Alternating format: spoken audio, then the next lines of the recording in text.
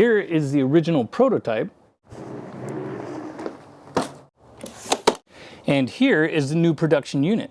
Now the new production unit has a lot of different things that the prototype didn't. It has a totally different engine in it. It's actually bigger. It provides more power out, and they even took my suggestions and added a few things that I thought would be a lot more valuable to consumers out there like myself. So this is actually pretty cool that they listened to some of the ideas I had, and this is actually gonna be able to start now, at least I think, if the battery's dead, versus this one couldn't. So we'll see if that actually works, and I'll show you everything there is to know about this one. We'll sound check it and more, so let's get started. This new Genmax will have 4600 starting watts and 3800 running watts, and the fuel injection should provide 10 to 15% more running time, and this is parallel and series ready, which we will go over that in a minute. And this generator will come in right at about $1,200, and I will have discounts down below. This generator will weigh in right about 67 pounds, and that is with a half a tank of fuel and oil in it. When you get this out of the box, these are the things that you'll see as a warranty card, and this does come with oil now, so all you need is fuel. It'll come with an oil funnel along with a small toolkit, along with a 12-volt universal adapter for USBs, and it does come with a charging brick. It'll also come with remote start, which this little sleeve is actually something you can use to mount the remote in. So if you happen to be in an RV or somewhere else, this is probably a place you can keep it in. If you are looking for the manual, you will have to download this through the QR code on your smart device. This will allow you to print it later, but if you just want to get started, there is quick start guide instructions, and there is a quick start guide tab that is on the generator, which will also show you all the items that are included. On top of the generator also shows your specs and the type of spark plug you'll need, and they finally corrected this, which I advised them that it is not 2800s, but it should be 28,000, so it's nice to see that corrected. You can also change the spark plug from the top of the generator through this access port, which this one is actually bigger than other generators, so you can get your hand in there. My hand is a little bit bigger than average, but if you do have a big mitt type of a hand, you will want to pop off this side panel, which you don't need any tools. It's just a thumb screw, and then you'll just stick your finger over the little tab under here, pull off the panel, and then this will give you access to the rest of the engine, which for you tech guys, we'll go ahead and take a look at, like the fuel injector. This is actually on the back side of this makeshift carburetor, which is really just kind of an entryway for air, and then this is kind of a port type injection, so it will clean the valves. It's not direct injection. This also has a lithium-ion battery, which you will need to connect, and then the air box is right next to it. I like to take the little tabs and just kind of connect those together, and then go ahead and tuck those and the rest of the wire out of the way. Another thing they have been adding to their generator lineup is an oil dipstick with a magnet on the end of it, so now you don't have to buy one. And if you are wondering what type of oil and also how much, it says right on the side panel, so you don't really need the manual out every time to fill it. Now, when I have been filling this or doing oil changes, I've been using this big giant syringe type oil change device. It's mainly just a small oil extractor, but if the oil is cold, it's actually pretty hard to pull out, but when it is warm from warming up the engine, it'll suck it out literally in about 2 seconds, and your oil change is almost done. And one of the other benefits of using this is that I can see the oil as it's starting to fill up, so you don't overfill it. It only needs to go to the bottom or the top of the threads, but that's it. Versus using that funnel, you can overfill it, and if there's too much, it'll just dump everywhere. We'll pop on this side panel, and now we'll take a look at the other side of the engine. And one nice thing about this generator is you can pop off both side panels, which gives you access to the starter if it does need any kind of service or replacement, plus the pull cord assembly, which it looks like you can service it from this side as well. As we take a look at the face of the generator and all that's new, like the new LED light bar with a light switch, this only works when it's on, plus the new LED display, which we'll take a look at that in a minute or two, a main on-off switch. When you turn that on, the fuel pump comes on and you'll hit the start-stop button, and it does have a push to reset in case the unit does overload. You also have this new 12-volt socket, which this is something I asked to have added back because it's more universal than just having USBs in place. This allows you to plug in more items than just these USBs. It does come with a travel trailer 30 amp plug and also a pair of 20 amp plugs as well. It does have a low idle switch, which this will help save fuel, but under high loads you want to leave this off. It does come with parallel ports as well, so you can double your amperage, and then of course a ground screw. Now this is something that's unique to Genmax generators, is this series output.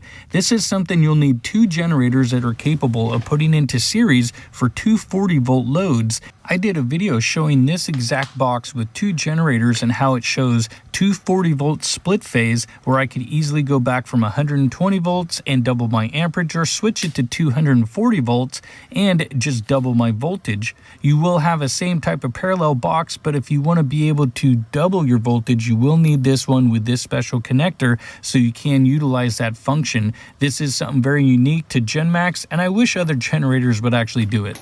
And one last thing is this charging slot. This allows you to use this charging brick to keep the generator charged at all times. This is something other generators have had, so I asked them to add it to the new lineup, as I thought this would be a great idea. Okay, no matter how many times I say this, anytime you use an outdoor power equipment type thing, it's a good idea to use a fuel conditioner or a stabilizer. It doesn't matter that it's fuel injection. It's still susceptible to having O-rings, and part of the fuel injector O-rings go bad, the fuel goes bad, it doesn't matter.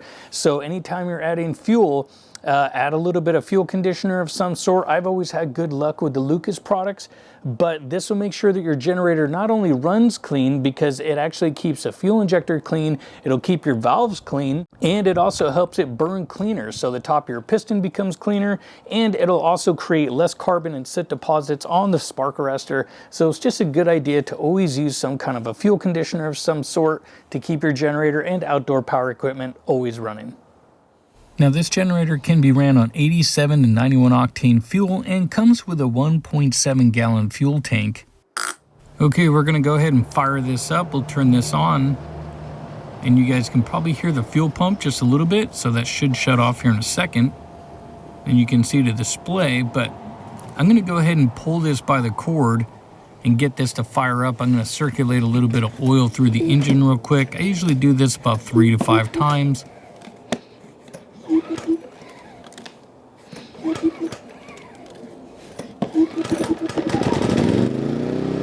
Okay, well, actually that fired up pretty quick, so we'll take a walk around and take a listen. All right, so what do you think?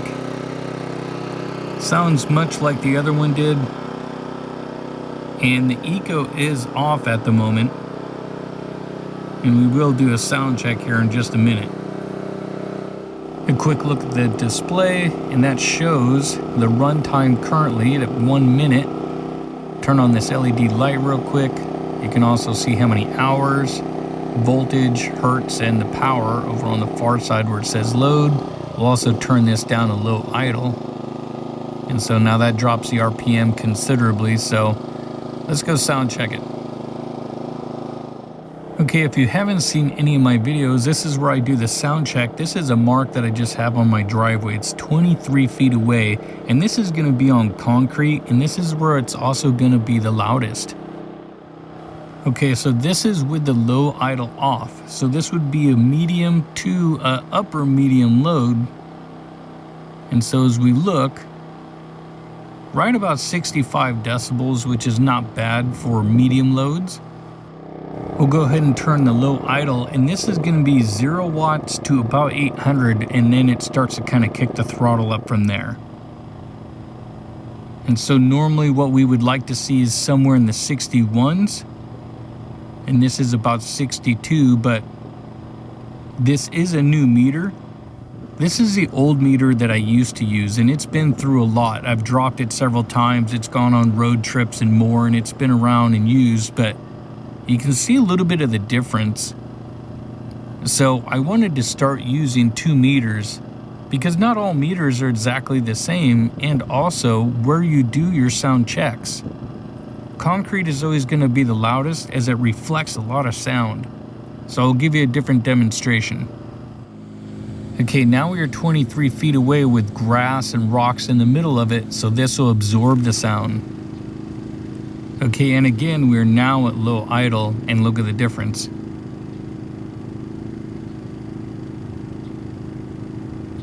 These are now showing pretty much the same, and this again is low idle, but the grass and the rocks really help absorb that sound.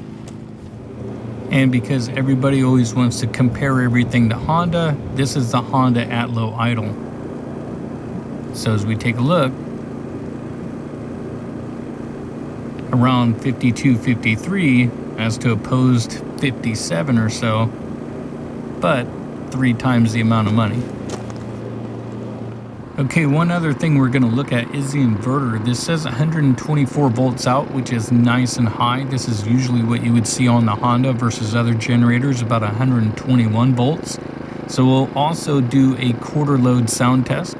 Now we're going to use this hair dryer, and this quarter load sound test is kind of what manufacturers do to get a baseline. That would be 950 watts. There shouldn't really be much of a difference between 950 and 1000, since this is where I can get this to kind of stop at. So we'll check it at this level.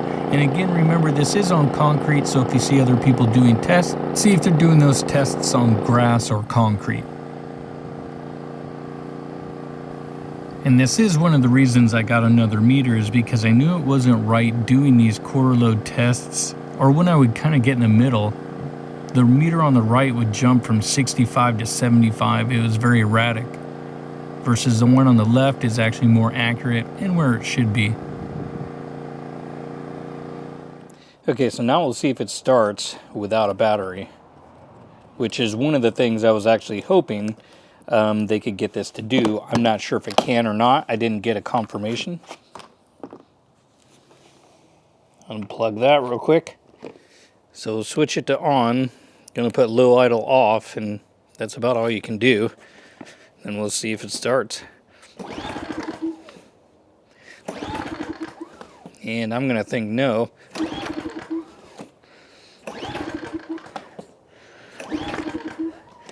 And I don't think it's going to do it. So kind of a bummer on that part, but you do have the charger. And of course, as soon as we hook it up, I bet probably one pull.